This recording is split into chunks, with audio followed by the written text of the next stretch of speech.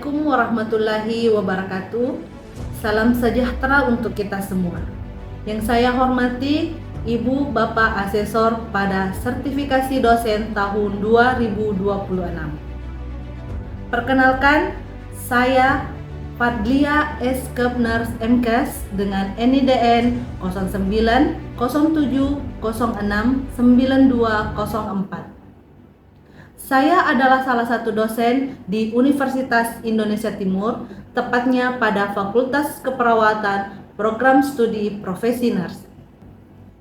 Video ini dibuat untuk memenuhi salah satu syarat sertifikasi dosen tahun 2026, yaitu pernyataan diri dosen dalam unjuk kerja Tridharma Perguruan Tinggi atau disingkat dengan PDUKPT. Khususnya di aspek pengajaran. Pada kesempatan ini, saya akan memaparkan mata kuliah yang saya empu, yaitu mata kuliah Konsep Dasar Keperawatan 2. Mata kuliah ini berada pada semester 2 dengan bobot sebanyak 3 SKS dengan kategori 1 SKS teori dan 2 SKS praktikum. Nah, deskripsi mata kuliah ini, mata kuliah Konsep Dasar Keperawatan 2 merupakan lanjutan dari Konsep Dasar Keperawatan 1 yang mempelajari penerapan proses keperawatan secara komprehensif mulai dari pengkajian, analisis data, penetapan diagnosa keperawatan berdasarkan SDKI, penyusunan luaran menggunakan SLKI, pemeliharaan intervensi berdasarkan SKLI, implementasi dokumentasi dan evaluasi asuhan keperawatan. Pembelajaran ini menekankan kemampuan berpikir kritis, clinical reasoning, komunikasi terapeutik, patient safety, evidence-based nursing, dan pendokumentasian sesuai standar profesi. Adapun pencapaian pembelajaran lulusan, mahasiswa mampu menguasai konsep dasar keperawatan, komunikasi terapeutik, keselamatan pasien, pendokumentasian keperawatan, serta standar praktek profesional. Pencapaian pembelajaran mata kuliah CPMK 1 menganalisis konsep berpikir kritis dalam praktek keperawatan.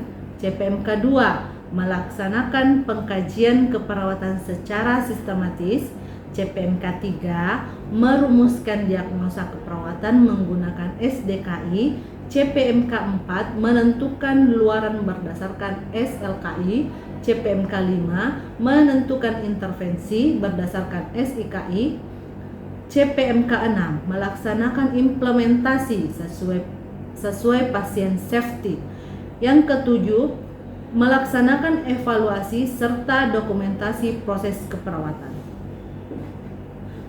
Adapun sub CPMK dalam mata kuliah ini, yang pertama menjelaskan konsep berpikir kritis, yang kedua menjelaskan model berpikir kritis, yang ketiga melakukan pengkajian subjektif, yang keempat melakukan pengkajian subjektif, yang kelima pengelompokan data, keenam menentukan diagnosa SDKI, yang ketujuh menentukan prioritas diagnosa, yang kedelapan melaksanakan UTS, yang selanjutnya menentukan luaran SLKI, selanjutnya memilih intervensi SKI, menyusun nurse care plan, menjelaskan implementasi keperawatan, melakukan dokumentasi implementasi, melakukan evaluasi SOAP, dan memodifikasi rencana asuhan keperawatan, dan yang terakhir melakukan UAS. Metode pembelajaran yang saya gunakan, yang pertama student center learning, case based learning, team based learning, collaborative learning, discovery learning, dokumentasi dan simulasi, role play, dan yang terakhir reflective learning. Bentuk asesmen berbasis OBE yang saya gunakan, assessment for learning, yang pertama kuis, diskusi, refleksi, dan penugasan. Dan yang kedua di assessment of learning yang saya gunakan ujian tengah semester, ujian akhir semester, OSCE, dan presentasi. Pembelajaran mata kuliah ini dilaksanakan selama 16 pekan dengan 7 pekan pemaparan dan juga kuis. Kemudian ujian tengah semester dilaksanakan pada minggu ke-8, minggu ke-9 sampai dengan minggu ke-15 kembali pemaparan materi, dan selanjutnya ujian akhir semester akan dilaksanakan pada minggu ke-16. Evaluasi pembelajaran mata kuliah konsep dasar keperawatan 2 ini didapatkan dari 4 komponen, yaitu kuis interaktif, penugasan sebanyak 7 kali baik individu maupun kelompok dengan rubrik penilaian yang disesuaikan dengan masing-masing jenis tugas. Ujian tengah semester yang dilakukan dengan memberikan tugas soal melalui esai kepada mahasiswa serta ujian akhir semester berupa proyek dan rubrik yang digunakan untuk mengukur kemampuan mahasiswa setelah mendapatkan materi di mata kuliah ini. Metode penilaian dan pembobotan. Kehadiran 10%, tugas individu 10%, tugas kelompok 10%, praktikum 15%, presentasi 5%, kuis 10%, ujian tengah semester 20%, ujian akhir semester 20%. Berikut saya tampilkan proses pembelajaran saya pada mata kuliah konsep dasar keperawatan 2 yang saya lakukan menggunakan metode Carama. Selamat menyaksikan. Bismillahirrahmanirrahim. Assalamualaikum warahmatullahi wabarakatuh. Waalaikumsalam warahmatullahi wabarakatuh. Selamat siang semuanya. Siang, Ibu. Ya, kali ini siang ini untuk pertemuan kita kelima, saya akan membahas tentang pengkajian proses keperawatan. Oke? Nah, sebelum kita masuk dalam materi, saya mau absen dulu ya. Ketua tingkat, siapa yang tidak hadir bersama hari ini? Ada 3 orang, Ibu. Ya, siapa saja? Wada Safira, Maria Elviana, sama Rahmat, Ibu. Kenapa? Sakit, Ibu. Itu saja? Iya, Ibu, itu saja. Yang lainnya Hadir hadir semua ya? Iya, Ibu. Oke. Nah, sebelum kita masuk di pembahasan kita kali ini, saya mau mereview kembali pertemuan kita sebelumnya. Pertemuan kita sebelumnya tentang apa? Berpikir kritis. Ya. Ada yang bisa jelaskan kembali berpikir kritis itu apa saja? Saya, Ibu. Ya, silakan. Berpikir kritis dalam keperawatan adalah kemampuan perawat untuk menganalisis, menilai, dan mengambil keputusan secara rasional. Sekian, Ibu. Nah, ada yang mau melengkapi?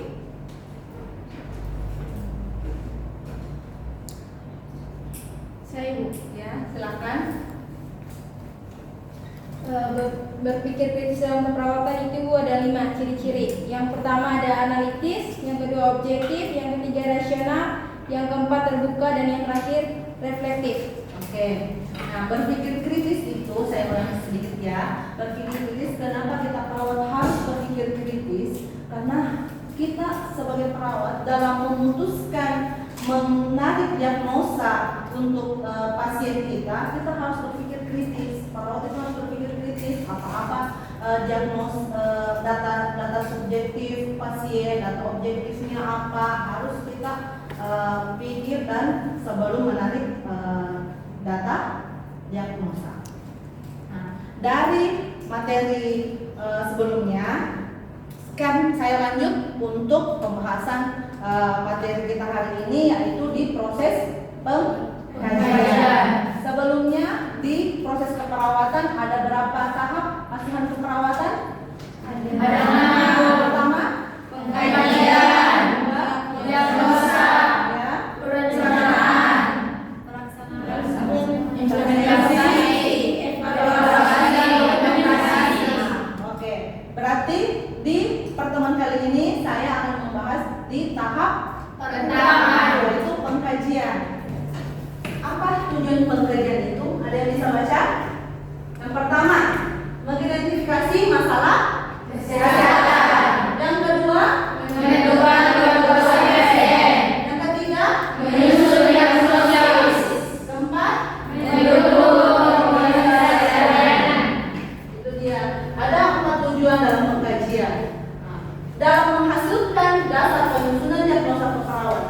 kita harus mengumpulkan data dulu. Yang pertama, yang kedua memverifikasi dulu apa yang sudah data-data yang sudah dikumpulkan tadi. Yang ketiga mengorganisasinya, dikelompok-kelompokkan apa-apa saja. Dan yang terakhir mendokumentasikan data yang tadi kita ambil dari pasien. Begitu. Pengkajian keperawatan adalah fondasi dari seluruh keputusan ini sebelum mengambil diagnosa.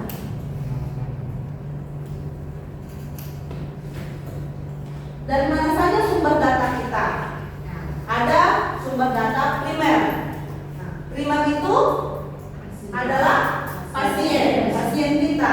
Yang kedua ada data perifer yang dimana ada rekam medis, kesehatan lainnya, pemeriksaan penunjang, misalnya pemeriksaan lab, pemeriksaan hasil laboratorium dan keluarga. Dari pasien kita dapat data apa yang kita bisa peroleh dari pasien. Data subjektif, apa yang pasien rasakan, apa yang pasien alami pada saat datang di rumah sakit, itu data subjektifnya.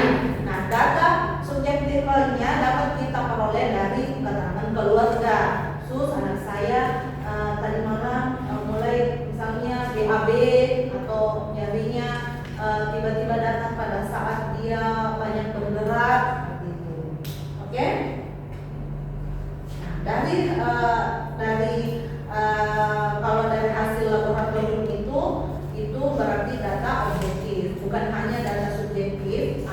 Untuk memvalidasi data subjektif, misalnya pasien merasa nyeri atau kita memberikan pemeriksaan TTV, misalnya untuk pemeriksaan data objektifnya, oke? Data primer selalu berasal langsung dari pasien. Data sekunder beredar di sekeliling pasien sebagai pendukung dari verifikatornya.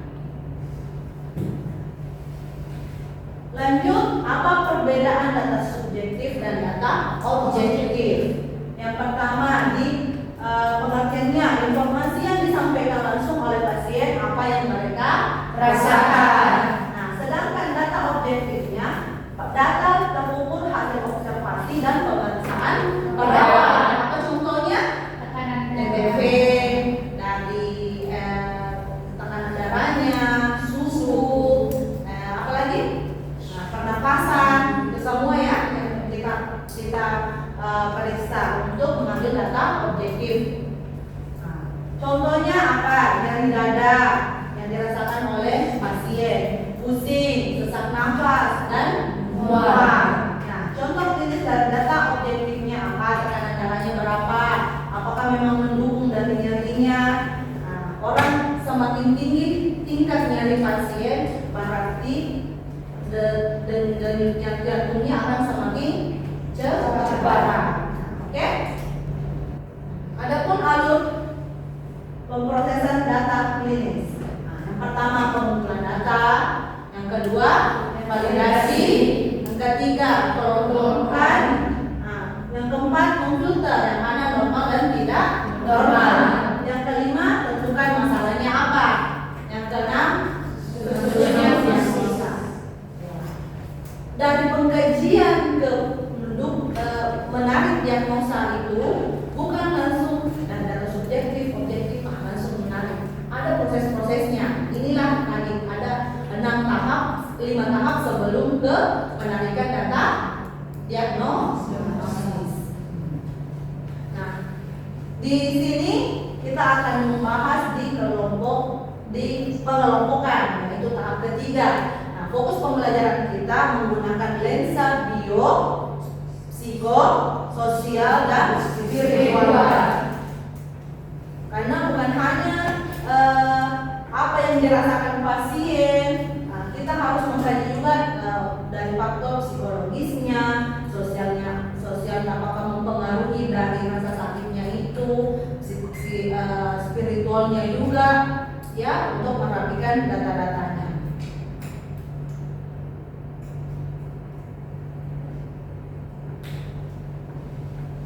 Nah, di biologisnya yang pertama sudah pasti yang terjadi dalam fisik dan klinisnya. Yang apa yang mereka rasakan, apa yang terjadi, ada luka di tubuh pasien itu termasuk di biologisnya. Nah, apa di psikologisnya?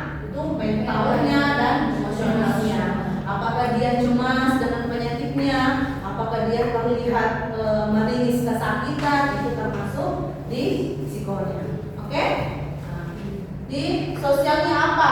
Lingkungan dan interaksi, termasuk keluarga terdekat, adakah yang mendukung atau ada yang mendampingi ketika pasien kita sakit atau tidak, itu salah satu dukungan.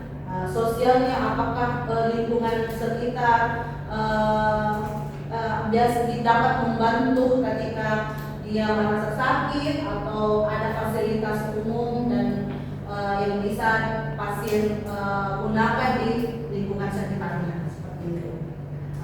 Spiritual di sini kita dapat menilai nilai dan keyakinan pasien.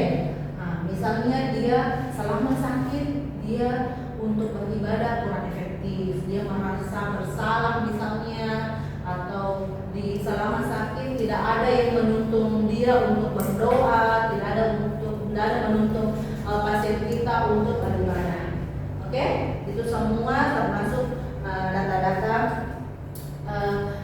data-data subjektif dan objektif dalam pengelompokan data untuk menarik ke diagnosa.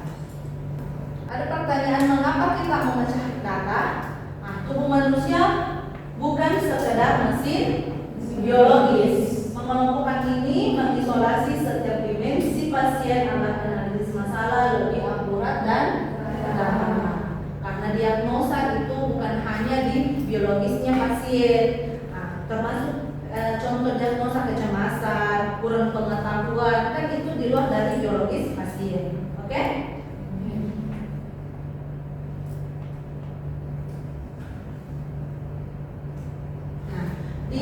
Yang pertama kita akan bahas di dimensi biologis, kondisi fisik dan fisiologisnya.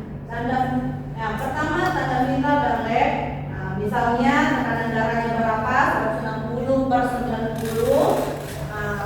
RPM-nya berapa, pernapasannya 32 kali per menit, SpO2-nya 89%.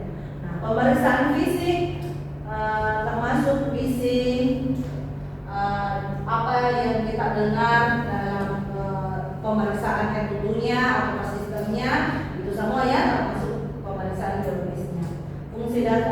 Fungsi dasarnya, status nutrisinya, eliminasi dan aktivitas biologinya. Apa yang dia rasakan sesak nafas sejak tadi malam? Oke? Itu dalam dimensi biologisnya.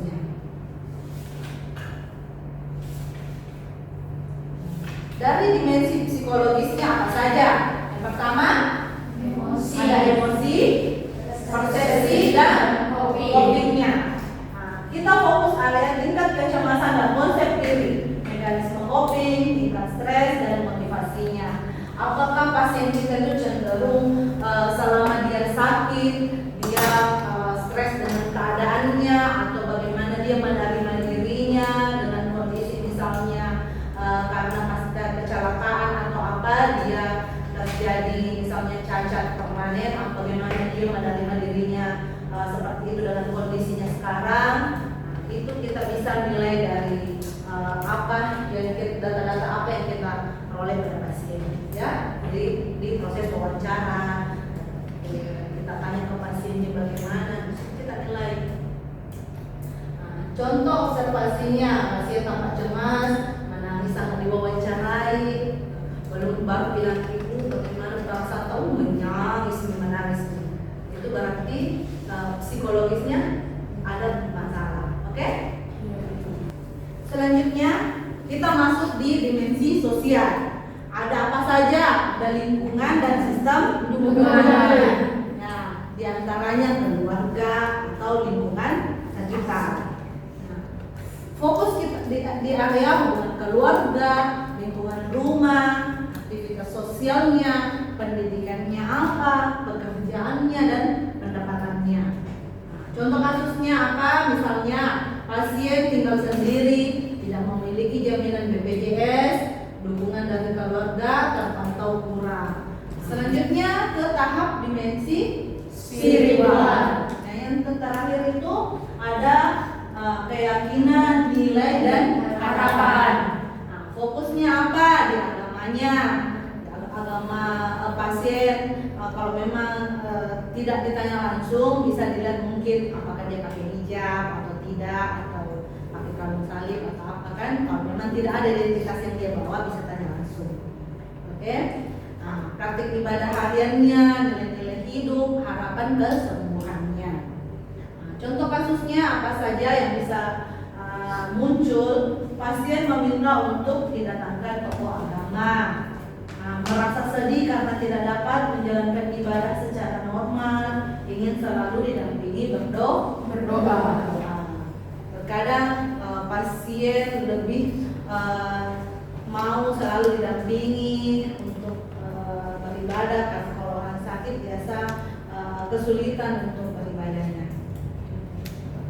Efek domino penyakit di empat faktor ini, biologis, psikososial dan spiritual itu, pasien mengalami sesak nafas akut dengan pernapasan 30 kali per menit, menyebabkan rasa tercekik, memicu kecemasan ekstrim. Nah, dampaknya apa? Bisa berdampak pada sosialnya, yaitu isolasi karena tinggal sendiri, memperburuk kepanikan tanpa bantuan. Nah, berujung pada apanya?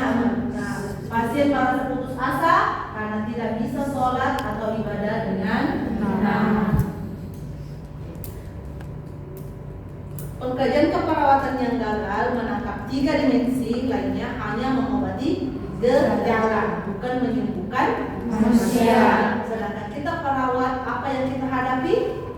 Manusia, bukan mesin, bukan robot, manusia. Jadi harus menangkap 3 dimensi ini supaya kita dapat menyembuhkan manusia. Selanjutnya ada pertanyaan sampai di sini? Saya Ya, silakan sebutkan namanya dan pertanyaannya. baik, perkenalkan nama saya Nur Halimah. Di sini saya akan bertanya, seperti yang Ibu tadi bilang bahwa pada proses keperawatan ada 6 tahap. Nah, kenapa pada tahap pertama pengkajian itu menjadi hal penting dibandingkan tahap yang lain?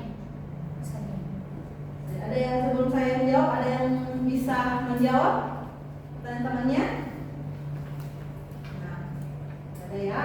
Oke, saya langsung jawab saja. Kenapa pengkajian sangat penting di proses tahap asuhan keperawatan? Karena pengkajian itu adalah fondasi pertama dalam penyelesaian asuhan keperawatan. Sama halnya kalau misalnya kita mau membangun rumah misalnya, tidak mungkin langsung tuh kan mau bikin saja. Pasti kita ada komunikasi sebelumnya ke tukangnya. Oh, kita mau bagaimana, mau apa, mau bagaimanakan model rumahnya. Seperti itu pengkajian. Kita tanya dulu. Pengkajian itu kita tanya pasiennya. Tidak langsung, oh pasien ini datang di rumah sakit, oh pasien ini sakit ini, pasien ini sakit ini, tanpa ada pengkajian, tanpa ada wawancara, pengambilan data, itu tidak. Pengkajian itu fondasi utama dalam proses asuhan keperawatan. Oke? Sudah paham ya? Nah, itulah tadi 4 dimensi proses pengkajian. Kelompokan pengkajian. Ada apa? Biologis. Yang kedua? Psikologis. Yang ketiga? Sosial. Dan keempat? Ada Spiritual. Biasa disingkat sebagai BPSS.